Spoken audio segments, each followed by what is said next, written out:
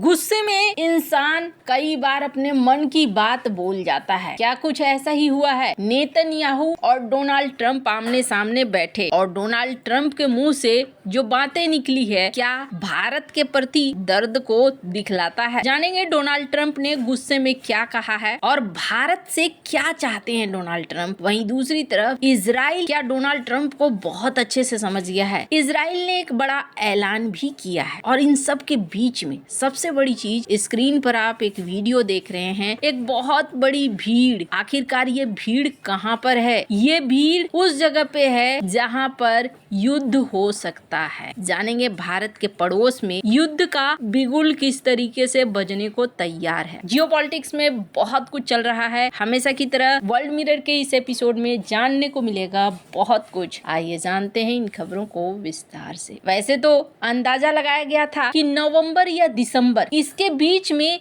एक युद्ध खड़ा हो सकता है, लेकिन अब दिसंबर खत्म होने को है, लेकिन माना जा रहा है दिसंबर नहीं तो जनवरी के चांसेस बहुत ज्यादा हैं एक युद्ध के खड़ा होने। और ये युद्ध कहीं और नहीं बल्कि भारत के पड़ोस में होने वाला है। नेतन्याहू सीधे पहुंचे हैं डोनाल्ड ट्रंप से मिलने के लिए और डोनाल्ड ट्रंप से उनकी मुलाकात हुई, एक मीटिंग भी हुई। मीटिंग के बाद अगर ईरान की बात करें तो ईरान के लिए यही शब्द निकले डोनाल्ड ट्रंप की तरफ से कि if they will continue with the missiles, yes, the nuclear, fast.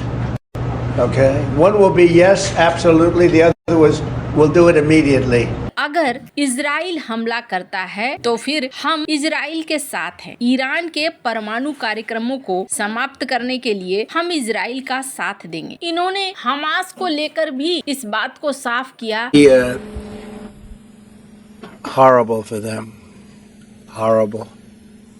It's going to be really, really bad for them. And I don't want that to happen. But they made an agreement that they were going to disarm. You know, we have many countries, 59 countries that are in agreement. This is a real peace in the Middle East. कि Hamas को अपने हथियार छोड़ने होंगे। अगर हथियार नहीं छोड़ते हैं तो बहुत बुरा होगा। 59 देशों ने साइन किया है और 59 देशों की बात यहाँ पर माननी पड़ेगी। अगर ईरान की बात करें तो ईरान में क्या चल रहा है? ईरान में इस वक्त भीड़ जमा होनी शुरू हो चुकी है। ये जो तस्वीरें देख रहे हैं ये तस्वीरें हैं भारी भीड़ की। ये भीड़ क्यों जमा हो रही है? ये अलग अलग प्रांतों में ईरान के प्रदर्शन शुरू हो चुका है। क्यों प्रदर्शन शुरू हो चुका है? क्योंकि यहाँ पर इनकी मुद्रा काफी गिर चुकी है। पिछले 5 सालों का ये ग्राफ देखिए, हर बार ये मुद्रा गिरती जा रही है। अगर बात करें, स्क्रीन पर आप देख सकते हैं भारत का 1 रुपया ईरान के 468 रियाल के बराबर है। ये स्थिति हो गई है। महंगाई यहाँ पर भी बहुत ज्यादा बढ़ चुकी है। ईरान पर जिस तरीके के प्रतिबंध लगे हैं, इन प्रतिबंधों के बाद ईरान को अब झुकाने की तैयारी हो रही है। ईरान के अंदर एक माहौल सा खड़ा हो गया है महंगाई के खिलाफ, कुव्यवस्था के खिलाफ। अब होता क्या है ना, जब किसी के ऊपर इकोनॉमिक प्रतिबंध लगाए जाते हैं, जैसे कि ईरान के ऊपर ही लगाए गए, तो फिर असर तो कुछ न कुछ दिखना शुरू होता है और यही असर ईरान के ऊपर दिखना शुरू हो चुका है। ईरान के ऊपर जो ये इकोनॉमिक प्रतिबंध लगे हैं ये आज से नहीं लगे हैं, बहुत पहले से लगे हैं। अब धीरे धीरे आंतरिक स्थिति भी खराब हो रही है और इसी बीच इजराइल और अमेरिका एक नई प्लानिंग यहाँ पर एक्शन लेने की कर रहे हैं। इसका मतलब ये हो गया कि यहाँ पर युद्ध होगा। अब नेतन्याहू का अमेरिका पहुँचना ये अपने आप में एक संकेत था कि ये चाहते थे कि एक हरी झंडी मिले और नेतन्याहू की तरफ से हरी झंडी भी मिल गई है। लेकिन ये जो मीटिंग हुई ना, ये मीटिंग बड़ी दिलचस्प थी। सबसे पहले तो आप एक वीडियो को देखिए जिसमें नेतन्याहू एक बड़ा ऐलान करते हैं। You're talking to President Trump. Could you tell him what I think you're going to tell him? What?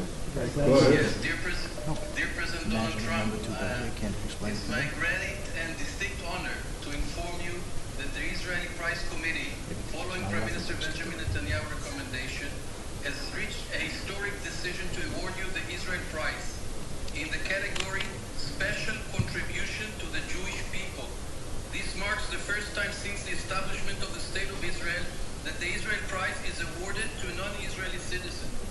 This category created to recognize individuals whose actions have left an exceptional and enduring impact on the Jewish people Netanyahu क्या कहते हैं कि हम अपने सारे नियमों को तोड़कर ऐलान करते हैं कि हम इजराइल का सर्वोच्च पुरस्कार आपको देंगे। ये नेतन्याहू ने ऐलान किया। अब ये इस ऐलान से पहले एक ऐसा मोमेंट हुआ जो डोनाल्ड ट्रंप कहना नहीं चाह रहे थे, लेकिन उनको ध्यान नहीं रहा और उसकी वजह से ये बातें और ये वीडियो बाहर आ गया। ठीक वैसे ही जैसे साल 2002 में जॉर्ज बुश और यूके के पीएम टोनी ब्लेयर के साथ एक ऐसा मोमेंट हो गया था। टोनी ब्लेयर यूके के पीएम थे उस वक्त और एक मीटिंग चल रही थी। कहा जाता है कि ये मीटिंग G8 देशों की थी। 8 देश यहाँ पे थे और रूसी मीडिया कर्मी भी थे। रूसी मीडिया कर्मी ने अपना कैमरा ऑन रखा था। जॉर्ज बुश को याद नहीं रहा और वो आए, बड़े गुस्से में आए और गुस्से में आकर उन्होंने ब्लेयर को कहा, यो ब्लेयर जाओ जाकर सीरिया को कहो, हिजबुल्लाह को कहे कि गंदगी साफ करे, ये सारे फसाद की जड़ है। और उन्होंने उस समय के यूएन के चीफ कोफी अन्नान को भी लेकर कहा था कि उसे कहो कि कुछ काम करेगा। ये एक ऐसा मोमेंट था जो वीडियो लीक हो गया, पूरी दुनिया में चला और यूके के पीएम की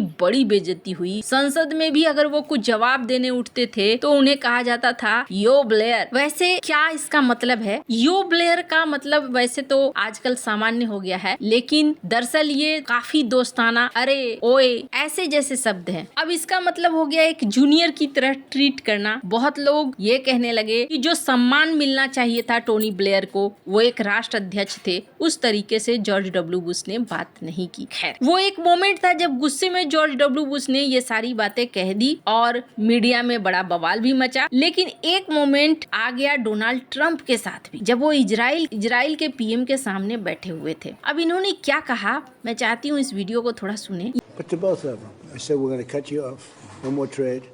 Then I put 200% tariffs on. The next day they called. We looked at 35 years of fighting, and they stopped.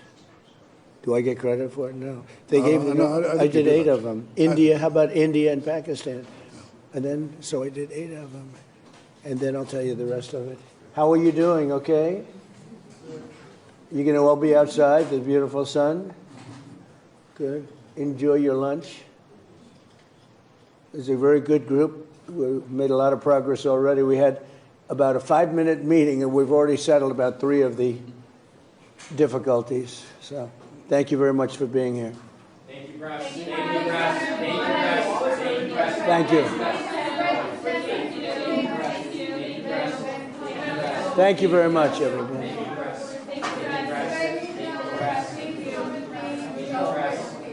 They can't get enough. Well, they can't. But just think so. यहाँ पर ये गुस्से में थे और इन्होंने कहा वो लोग 35 साल से लड़ रहे थे, मैंने रुकवाया। भारत को लेकर भी कहा, भारत पाकिस्तान के बारे में क्या कोई मुझे क्रेडिट दे रहा है? क्रेडिट नहीं दे रहा है ना, तो मुझे नोबेल पुरस्कार दिया। अब ये जो इनके मन की मनसा थी वो निकल कर बाहर आ गई। हालांकि डोनाल्ड ट्रंप को जब समझ में आया कि पत्रकार यहीं पे हैं, तो उन्होंने पत्रकारों को कहा कि भाई बाहर जाओ, बाहर अच्छा लंच मिल रहा है, अच्छा धूप है, लंच खाओ, धूप का मजा लो। और फिर उन्होंने बाहर भेज दिया। इस मीटिंग के बाद ही नेतन्याहू ने ऐलान किया कि इजराइल देगा अपने देश का सर्वोच्च पुरस्कार। अब यहाँ पर इस मीटिंग में एक चीज तो जरूर साफ दिख रही है। और You're talking to President Trump. Could you tell him? Yes. What I think you're going to tell him. What?